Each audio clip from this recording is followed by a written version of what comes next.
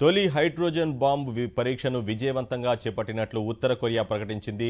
దేశ అణు అభివృద్ధిలో ఇది కీలక ముందడుగుగా పేర్కొంది.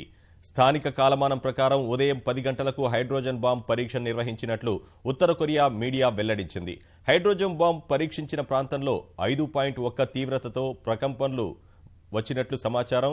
ఉత్తర కొరియాలో అధికారంలో ఉన్న వర్కర్స్ పార్టీ ఎప్పటినుంచో హైడ్రోజన్ బాంబు పరీక్ష నిర్వహించాలని పట్టుదలతో ఉంది.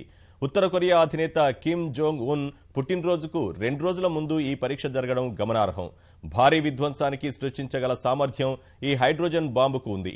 విషపూరితంగా ఉత్తర కొరియా వ్యతిరేక విధానాన్ని అమెరికా కొనసాగించే వరకు అణు కార్యక్రమ అభివృద్ధిని ఆపబోమని ఆ దేశం ప్రకటించింది.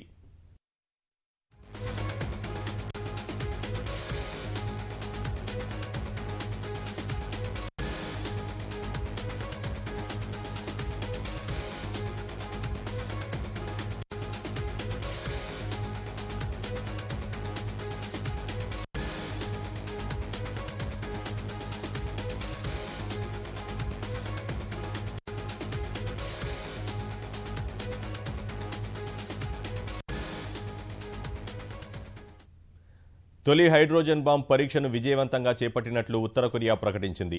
దేశ అణు అభివృద్ధిలో ఇది కీలక ముందడుగుగా పేర్కొంది.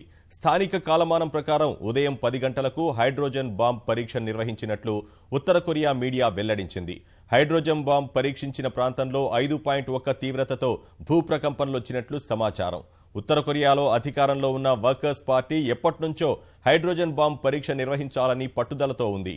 ఉత్తర కొరియా అధినేత కిమ్ జోంగ్ ఉన్ పుట్టినరోజుకు 2 రోజుల ముందు ఈ పరీక్ష జరగడం గమనార్హం. భారీ విధ్వంసాన్ని సృష్టించగల సామర్థ్యం ఈ హైడ్రోజన్ బాంబుకు ఉంది. విషపూరితంగా ఉత్తర కొరియా వ్యతిరేక విధానాన్ని అమెరికా కొనసాగించే వరకు అణు కార్యక్రమ అభివృద్ధిని ఆపబోమని ఆ దేశం ప్రకటించింది.